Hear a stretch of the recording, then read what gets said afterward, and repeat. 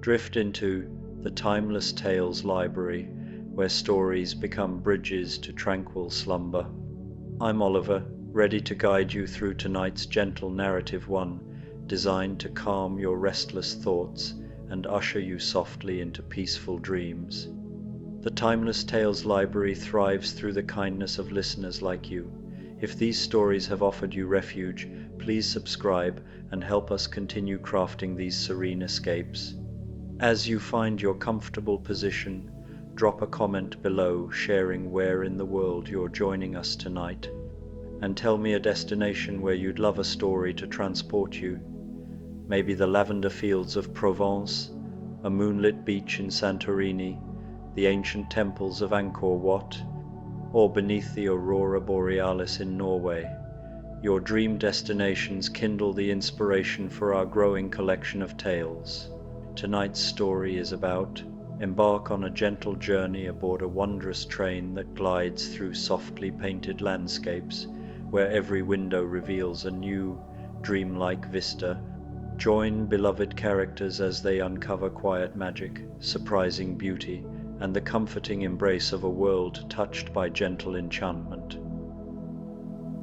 Now, take a slow, deep breath and let the day's clutter slip away, like soft ripples fading across a still lake.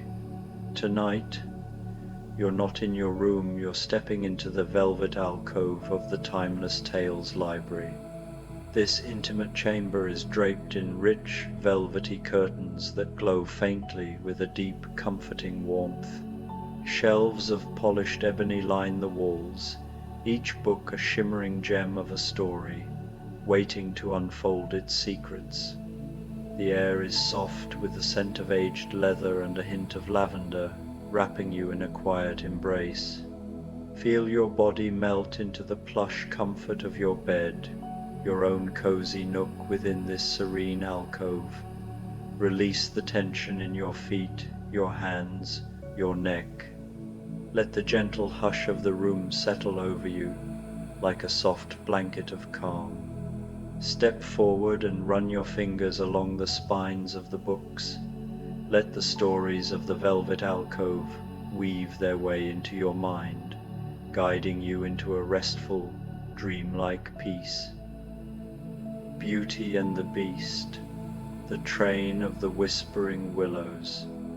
The gentle sigh of the evening wind whispered through the tall, slender willows that lined the forgotten tracks, a sound so soft it could almost be mistaken for the quiet breathing of the sleeping world itself. Their trailing branches stirred with the faintest rustle, sweeping the ground in languid arcs, as though brushing away the last remnants of daylight. The air carried with it the fragrance of the countryside at rest, a cool mixture of dew-kissed lavender, damp moss, and the faintest sweetness of clover drifting from some unseen meadow. It was the scent of twilight, rich and calming, infused with the promise of something rare, something just beyond ordinary hours. It was in this deepening hush, when the first stars began to tremble awake in the violet sky, that the train of the Whispering Willows appeared. At first it was nothing more than a shimmer along the horizon, a wavering suggestion of light that seemed to glide between the trees. Then, slowly, with the inevitability of a dream finding its way into waking thought, it materialized, an apparition draped in twilight's silver threads. Its polished brass gleamed with an inner warmth, glowing as though each rivet and hinge remembered starlight from some other world. Velvet curtains of a deep, wine-dark shade hung inside its windows, drawn against the indigo of the evening, hiding secrets that seemed to call even more strongly because they were unseen. Belle, her book still cradled against her chest, stood by the window of her little ivy-clad cottage. She had been reading moments before, yet the words on the page had blurred as her gaze was irresistibly drawn to the strange glow along the tracks. Her heart caught as the train came into focus, not storming into the night with smoke and thunder, as the iron monsters of modern rails did, but gliding with an elegance that belonged more to dreams than to machines. It moved not as though powered by coal or fire, but by some gentler rhythm, something like music too soft for the ear, but heard all the same in the beating of one's heart. Its carriages were a marvel in themselves. They gleamed in soft tones of moss, green, antique rose, and muted gold, the paint shimmering as though woven from threads of dawn. Each window was framed in woodwork so delicately carved it seemed alive patterns of leaves, birds, and curling vines that shifted subtly in the lantern glow as if stirred by invisible winds.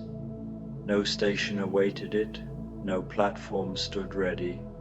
The train seemed to arrive not for the world at large, but only for those who needed it, those who longed for a passage away from the ordinary. It carried with it a quiet understanding, a promise that whoever stepped aboard would not merely travel, but journey into peace, into stillness, into the gentle unknown.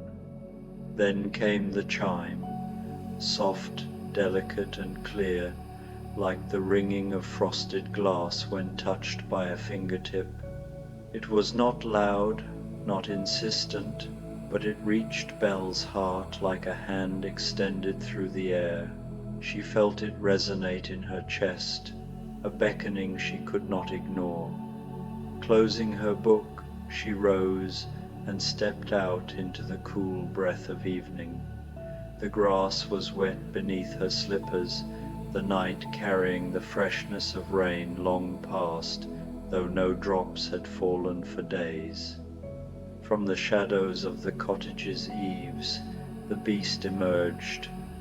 His tall, imposing form carried with it a gravity that belonged to wild forests and forgotten castles, yet his steps were surprisingly quiet, almost reverent in the hush of the twilight. His golden eyes caught the glow of the train and reflected it, shining like lanterns in the dusk. He did not speak, he did not need to. With a slow, deliberate grace, he extended one great paw toward Belle. It was an invitation without words, but full of trust. She placed her hand against his fur, warm and strong beneath her palm, and together they walked toward the waiting train. The door before them was unlike any Belle had ever seen. Crafted from wood as smooth as silk, its surface bore faint patterns that rippled like water in moonlight, shifting as she looked upon them. It opened with a sigh so gentle it might have been mistaken for the exhalation of the night itself. No conductor stood waiting on the threshold, no figure in cap or uniform demanding tickets. Instead, only a glow of soft, inviting light spilled out onto the dew-silvered earth, laying a path for them to follow. Embark on a gentle journey aboard a wondrous train that glides through softly painted landscapes, where every window reveals a new, dreamlike vista. Join beloved characters as they uncover quiet magic, surprising beauty, and the comforting embrace of a world touched by gentle enchantment. Beauty and the Beast, the train of the Whispering Willows. The gentle sigh of the evening wind whispered through the tall, slender willows that lined the forgotten tracks, a sound so soft it could almost be mistaken for the quiet breathing of the sleeping world itself. Their trailing branches stirred with the faintest rustle, sweeping the ground in languid arcs as though brushing away the last remnants of daylight. The air carried with it the fragrance of the countryside at rest, a cool mixture of dew-kissed lavender, damp moss, and the faintest sweetness of clover drifting from some unseen meadow. It was the scent of twilight, rich and calming, infused with the promise of something rare, something just beyond ordinary hours. It was in this deepening hush, when the first stars began to tremble awake in the violet sky, that the train of the Whispering Willows appeared. At first, it was nothing more than a shimmer along the horizon, a wavering suggestion of light that seemed to glide between the trees. Then, slowly, with the inevitability of a dream finding its way into waking thought, it materialized, an apparition draped in twilight's silver threads. Its polished brass gleamed with an inner warmth, glowing as though each rivet and hinge remembered starlight from some other world. Velvet curtains of a deep, wine-dark shade hung inside its windows, drawn against the indigo of the evening, hiding secrets that seemed to call even more strongly because they were unseen. Belle, her book still cradled against her chest, stood by the window of her little ivy-clad cottage. She had been reading moments before, yet the words on the page had blurred as her gaze was irresistibly drawn to the strange glow along the tracks. Her heart caught as the train came into focus, not storming into the night with smoke and thunder as the iron monsters of modern rails did, but gliding with an elegance that belonged more to dreams than to machines. It moved not as though powered by coal or fire, but by some gentler rhythm, something like music too soft for the ear, but heard all the same in the beating of one's heart.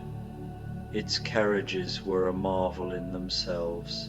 They gleamed in soft tones of moss green, antique rose, and muted gold, the paint shimmering as though woven from threads of dawn. Each window was framed in woodwork so delicately carved it seemed alive, patterns of leaves, birds, and curling vines that shifted subtly in the lantern glow as if stirred by invisible winds. No station awaited it, no platform stood ready.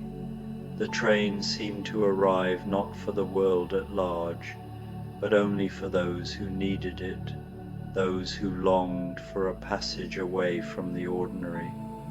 It carried with it a quiet understanding, a promise that whoever stepped aboard would not merely travel, but journey into peace, into stillness, into the gentle unknown. Then came the chime, soft, delicate and clear, like the ringing of frosted glass when touched by a fingertip. It was not loud, not insistent, but it reached Belle's heart like a hand extended through the air.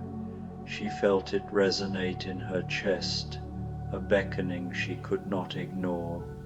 Closing her book, she rose and stepped out into the cool breath of evening. The grass was wet beneath her slippers, the night carrying the freshness of rain long past, though no drops had fallen for days.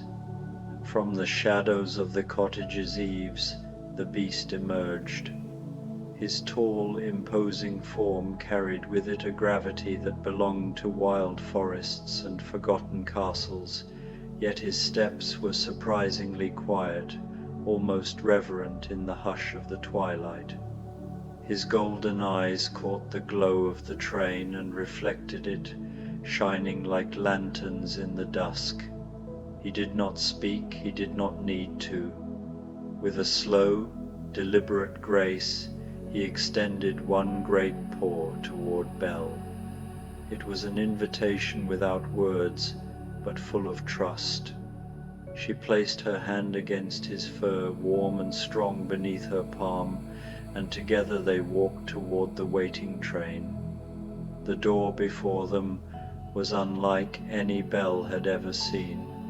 Crafted from wood as smooth as silk, its surface bore faint patterns that rippled like water in moonlight, shifting as she looked upon them. It opened with a sigh so gentle it might have been mistaken for the exhalation of the night itself. No conductor stood waiting on the threshold, no figure in cap or uniform demanding tickets. Instead, only a glow of soft, inviting light spilled out onto the dew-silvered earth, laying a path for them to follow. As the train carried them farther into this fantastical realm, the stillness of their private corner began to ripple with new life. Other figures gradually emerged from the hushed glow of the carriages, each one as familiar and dear as they were wondrous. In a cozy nook across the aisle, Mrs. Potts sat nestled against a cushion, her porcelain form polished to a sheen that seemed to hold its own warmth. A wisp of steam curled softly from her spout, rising and fading into the amber lamplight above. She hummed to herself, a tune gentle and lullaby-like, the kind of melody that wrapped itself around the heart like a shawl on a cool night. Her eyes bright, kind, and endlessly motherly, gazed out the window, following the shifting colors of dream and sky. Chip, perched on the armrest beside her, peeked his little handle over the edge and gasped at nearly everything that passed. "Oh, look there," he cried as a flock of shimmering birds with translucent wings darted overhead, their bodies trailing streams of glittering dust like shooting stars. "Ah, did you see that?" His small voice rose with delight at every marvel, his eagerness bubbling over like laughter given form. Cogsworth, ever the picture of meticulous order, sat primly in a high-backed chair, his posture stiff, his gaze fixed intently on the pocket watch he clutched with both hands. Yet he wasn't checking the time. Belle realized this with a soft smile. Rather, he seemed soothed by the steady dance of the hands as they circled with unfailing grace, a quiet reminder that some things kept order even when the world around them bent to the logic of dreams. The rhythm of its ticking blended seamlessly with the hum of the train, making the moment feel not bound but endless. Lumiere reclined languidly across a chaise lounge draped in embroidered silk. His golden frame gleamed in the lamplight, and his flames flickered with mesmerizing rhythm, casting warm shadows that danced playfully across the walls. "Ah," he sighed with delight, raising one flaming arm in a flourish, "c'est magnifique." His flames dimmed and brightened like the rise and fall of music, painting Belle's chair in warm blush tones.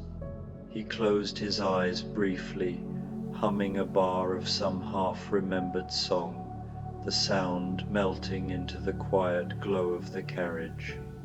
The train itself seemed alive with a magic as subtle as breath. Every so often, a delicate chime would ring, not from any bell that Belle could see, but from the air itself, as though the walls had chosen to sing. At its sound, a tray appeared, drifting into the carriage with weightless grace. It bore an assortment of confections that looked almost too beautiful to eat. macarons tinted with the orange and rose of sunset skies, crescent moon shortbreads dusted in glittering sugar, and slender cups filled with steaming tea whose aroma promised warmth and calm. No one delivered them, no hands set them down. The train seemed to sense what they might need before they themselves did, conjuring comfort with gentle, effortless kindness. Belle picked up a small star-shaped cookie, its delicate edges crumbling against her fingertips. She tasted it, and the flavor unfolded like a memory almond softened by vanilla, light as breath, faintly sweet like the first sip of spring air. She smiled and set the rest upon her napkin, savoring. The beast, with a dexterity that belied his great paws, selected a spiced scone. Its surface still radiated warmth, its scent filling the little alcove with a rich fragrance of nutmeg, cinnamon, and honey. He took a careful bite, closed his eyes, and exhaled a sigh of contentment that rumbled like distant thunder softened by velvet skies. Outside, the dreamscape shifted again, unveiling wonders so surreal they left the heart aching with the sheer beauty of them. The train glided past a valley filled with towering sunflowers whose golden faces turned as one to follow its passage. Each bloom was larger than a dinner plate, their petals glowing faintly as though infused with captured sunlight. They bowed gently in the wake of the train, a drowsy, dignified farewell that seemed to ripple all the way to the horizon. Beyond the valley stretched a forest where every tree was crystalline, branches glimmering like frozen waterfalls. The trunks caught starlight and bent it into prisms, scattering rainbows across the carriage windows. Overhead, the sky had deepened into a velvety indigo, stitched with countless stars that winked as though pleased to be seen. The air itself shifted, cool and bracing, carrying the faint taste of mint and snow that never fell, crisp as though each breath came from the edge of a mountain peak. Belle found herself noticing little details that might have gone unseen in her waking world. The velvet of her chair seemed to ripple faintly, its fabric mirroring the clouds outside as they swirled in pale spirals across the sky. The low humming of the train changed its pitch from moment to moment, not mechanically but musically, rising sometimes into the cadence of a lullaby, then settling back into the low, contented purr of a cat by the hearth. Even the walls were alive. The carved patterns shifted slowly when she wasn't looking, vines blooming into flowers, flowers curling into new shapes, endlessly weaving fresh designs as though painted by unseen hands. Time became a suggestion rather than a rule. Minutes and hours blurred, their edges softened by comfort and wonder. Belle rested her head lightly against the glass of the window, her breath fogging the surface for a moment before it cleared again. Her heart, usually restless with thought and story, grew quiet, lulled into stillness by the rhythm of a world that asked nothing of her but to notice, to breathe, to be. The beast squeezed her hand again, his silence eloquent, his golden eyes reflecting not only the landscapes outside but also the faint light of peace beginning to settle within. And so the train of the Whispering Willows glided deeper still, carrying its passengers not simply across distance, but into the tender, wordless realms of wonder. "It's a living dream," Belle murmured, her voice barely more than a sigh, as she leaned her head against the beast's sturdy shoulder. His presence was solid and grounding, his fur soft beneath her cheek, radiating a warmth that contrasted the cool glow spilling in from the window. He wrapped an arm gently around her, his massive hand surprisingly tender where it rested along her arm, as though he wished to hold not just her body, but the fragile wonder of the moment itself. The train glided soundlessly forward, the motion so smooth it felt more like drifting through water than rolling on rails. Suddenly, it slipped into the heart of a grove of towering weeping willows. Their trunks rose in great ancient pillars, silvered bark gleaming faintly in the twilight. Their branches, impossibly long, swept downward until they brushed against the windows of the train. The silvery leaves trailed in long curtains across the glass, whispering as they passed, a sound delicate and hushed, as if the trees themselves were sharing secrets too soft for words. As the leaves parted like a curtain drawn back for a performance, Belle caught her breath.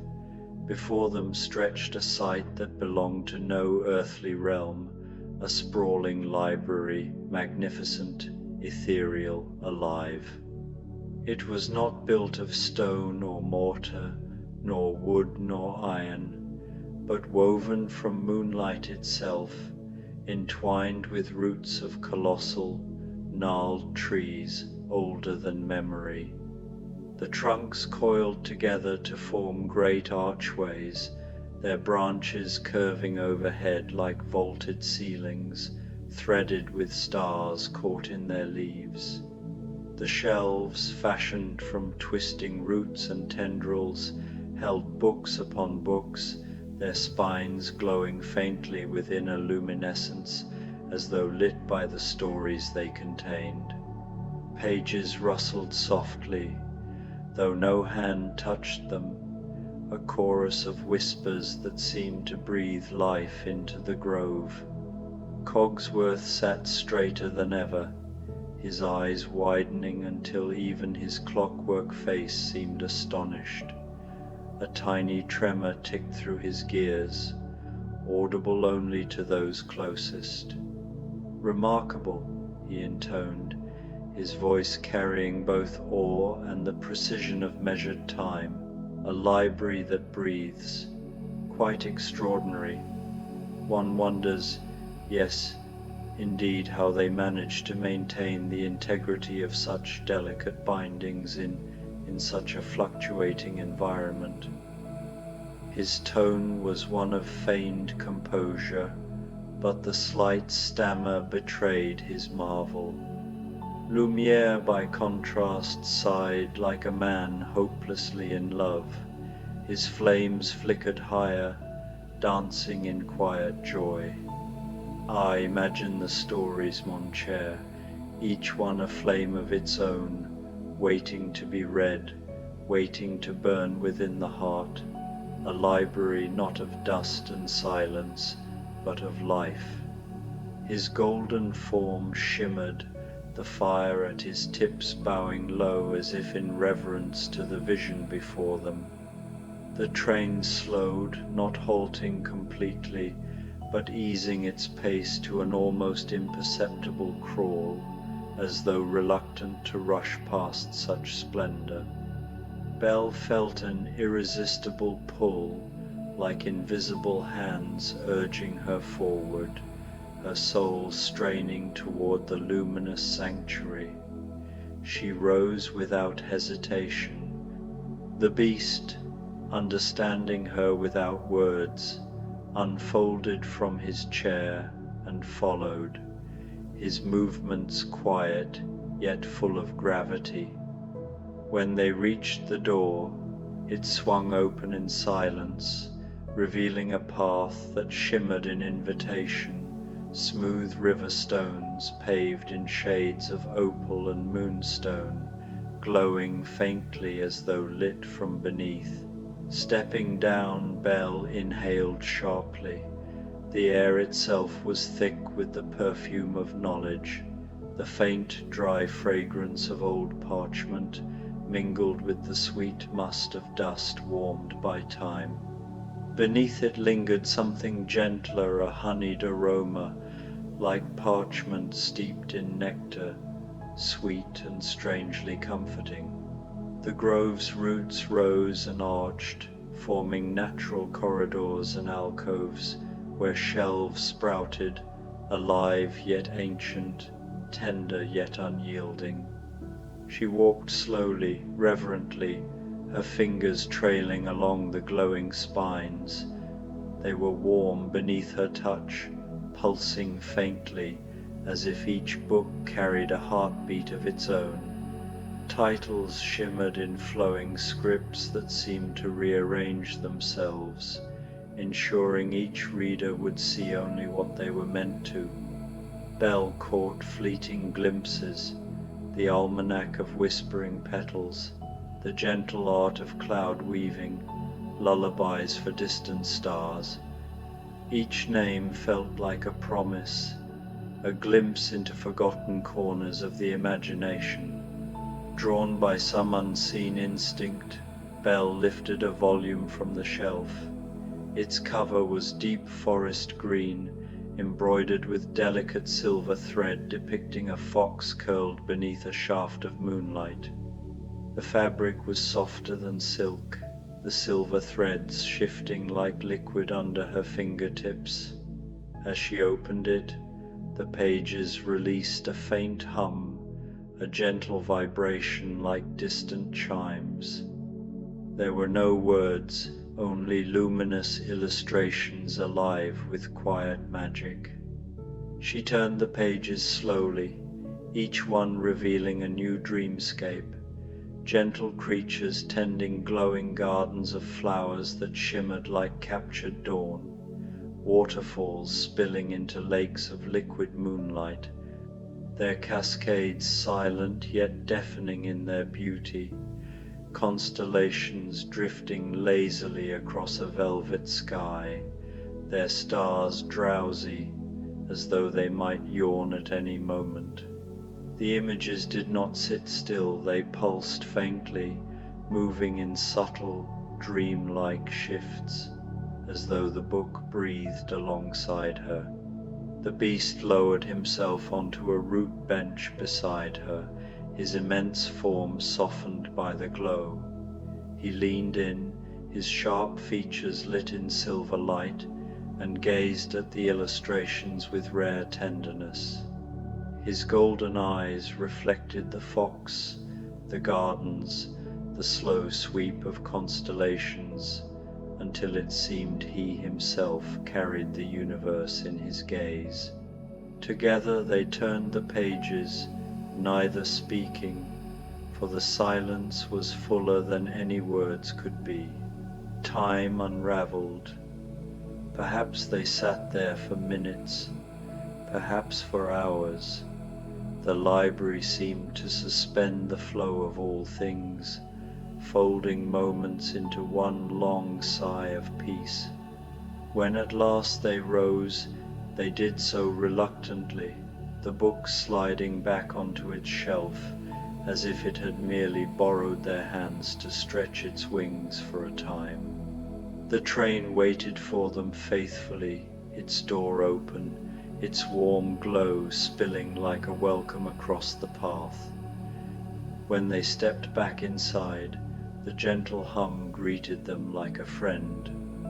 The air was perfumed with fresh sweetness. Mrs. Potts was pouring tiny cups of frothy milk, each crowned with a swirl of lavender honey that shimmered faintly in the lamplight. They floated gracefully to each passenger upon silver trays, no hands required. Chip lay nestled on a velvet cushion nearby, his little handle rising and falling as he dozed, his soft snores almost inaudible. Belle accepted her cup, the warmth curling into her palms, and leaned back against the beast once more. He cradled his drink in one paw, the steam fogging faintly against his fur, his expression unreadable but softened, quiet. The train resumed its journey, its wheels, or what stood in place of wheels, moving with unhurried grace.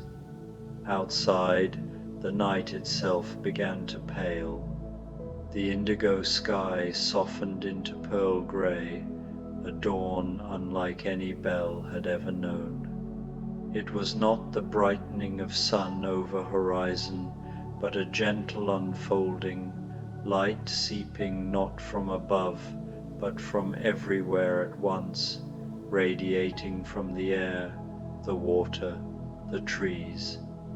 It was the dawn of dreams. They glided past a field where enormous dandelions towered, their seed heads glowing like lanterns. Thousands upon thousands of feathery seeds shimmered in golden white light. As the train passed, a breeze rose not from wind, but from its own quiet motion, sending the glowing seeds drifting upward. They rose into the brightening mist, forming new constellations in the sky, glowing against the pearly dawn like galaxies being born. Belle pressed her fingers to the window pane. "It's as if the world itself is breathing out wishes," she whispered. The beast said nothing, but his hand closed firmly over hers. His silence carried weight, a silent agreement, a vow of awe shared between them. The train began to climb, winding gently through hills draped in moss, so plush it resembled emerald velvet.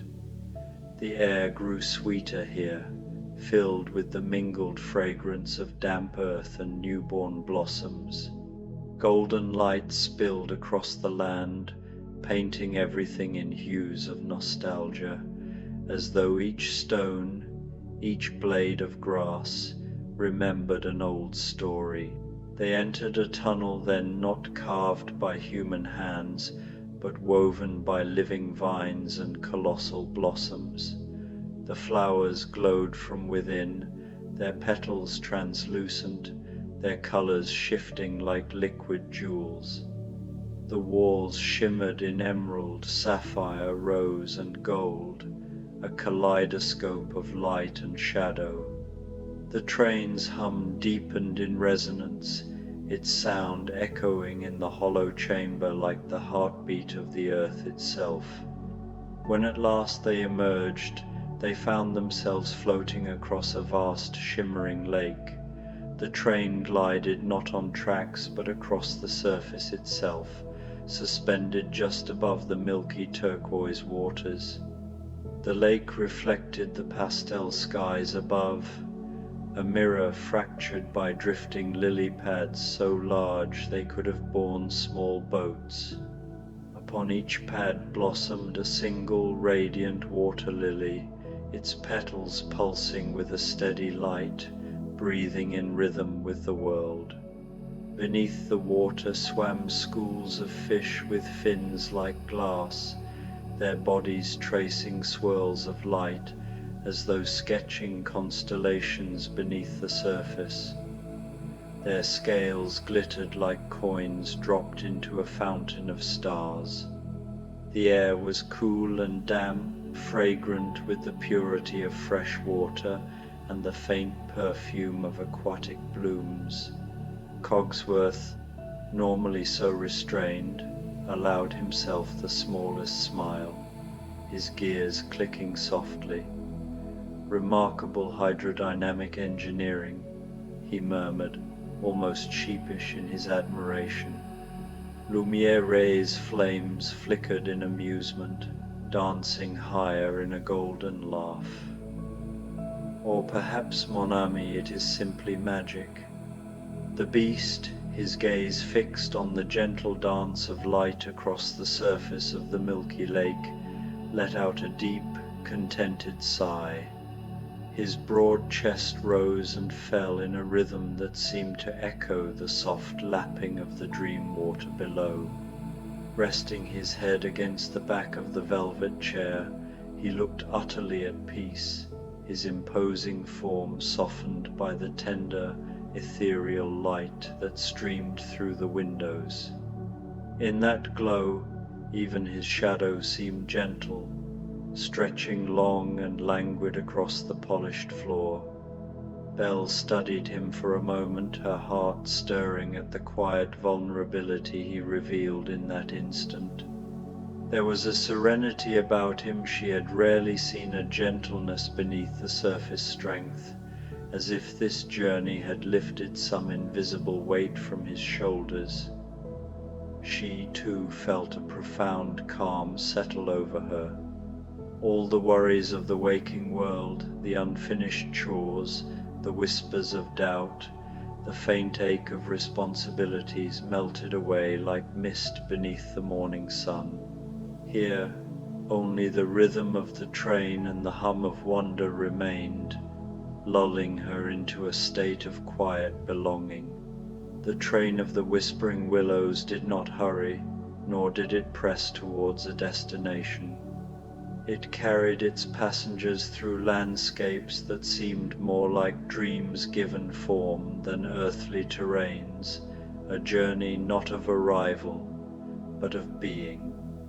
Every moment, every view, every shimmer of light against glass felt like an invitation to breathe, to linger, to simply exist in beauty. Outside, the skies deepened into a palette of shifting colors. The sun of this dream world began its slow descent, draping the horizon in delicate ribbons of peach, cream, and faint rose. Clouds, weightless and translucent, caught the hues like brushed silk. The train glided on its return path, and the familiar landscapes reappeared, yet they were subtly altered, as though twilight had revealed their secret faces. The weeping willows bowed low again, their branches now gilded with dream dusk, each leaf tipped with soft rose gold light. The sound they made was softer still, a hush like a lullaby sung by the world itself. Within the carriage, time seemed to exhale. Mrs. Potts had drifted into a gentle slumber, her steam finally settled into stillness. Chip remained curled on his velvet cushion, his porcelain features calm in repose. Even Cogsworth's rigid posture had loosened. His hands lay folded, his precise clockwork movements stilled as though he, too, had surrendered to rest. Lumiere's flames, usually lively, flickered in the gentlest of rhythms, casting shadows like sleepy sprites along the curved walls. Belle smiled softly at the sight. Their companions, so often full of chatter, bustle, and lively quarrels, had been wrapped, like herself, in the enchantment of the journey. It was not silence of emptiness, but silence full of presence, like a held breath before a dream is spoken aloud. Gradually, the train slowed. The low hum diminished until it was almost imperceptible, the quiet so complete that even Belle's heartbeat felt like part of its rhythm. The door, carved from smooth silken wood and veined with faint silver light, opened without sound. The cool, lavender-scented air of the evening flowed inside, carrying with it the faint rustle of leaves and the perfume of twilight blossoms. Belle and the beast rose together, stepping out onto the dew-kissed ground. The earth felt springy beneath their feet, as though the soil itself had been refreshed by dreams. They breathed in deeply, the air alive with freshness and possibility. They felt renewed, lighter somehow, as if the train had polished their spirits until they gleamed softly within. Behind them the train of the Whispering Willows gleamed one last time. Its brass fittings glowed in the fading light, every window flickering with hints of starlight and memory. Then, with unhurried grace, it began to recede, not racing away, but dissolving gently, carriage by carriage, into the deepening indigo. Soon it was no more than a shimmer at the horizon, then a sigh of wind through the willows, and finally only the lingering scent of lavender and quiet magic remained. Belle slipped her hand into the beast's paw. Their steps were unburdened, almost weightless, as they followed the familiar path toward their cottage. Overhead, the moon had risen large and luminous, a perfect pearl suspended in the velvet sky. Its silver light lay tenderly over the landscape, turning every blade of grass and leaf into a thing of quiet wonder. The air was cool, still, and filled with the subtle promise of a night at peace. Inside the cottage, the lamps glowed warmly, their light a gentle golden counterpoint to the moon outside. Belle moved with ease, brewing a cup of fragrant herbal tea whose steam unfurled into the cozy air like a sigh. She carried it to the window, settling into her favorite chair. Beside her, the beast lowered himself comfortably, his great form radiating warmth. His low, steady rumble was as comforting as the heartbeat of a home. She gazed out at the night. The stars winked softly, as though heavy with sleep, their reflections scattered faintly in the quiet stream nearby. A profound tranquility filled her, seeping into her bones, into her very breath. The memory of the journey was still wrapped around her like a silken shawl, the luminous library, the glowing gardens of dreams, the shimmering lake, the gentle companionship. All of it rested within her as something more than memory, a promise, a whisper that the train of the Whispering Willows was not bound to a single night. Perhaps, when the time was right, it would return, its brass gleaming, its carriages waiting, its quiet hum calling her once more into realms of beauty and peace. Until then, she was content. Belle leaned her head against the beast's shoulder, her tea warm in her hands, her heart quiet. Sleep gathered softly around her, tender as a lullaby.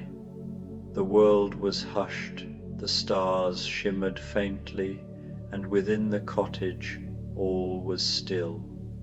And as her eyes grew heavy, she carried with her the certainty that somewhere, just beyond the veil of dreams, the train of the Whispering Willows waited patiently, ready to carry them again into wonder.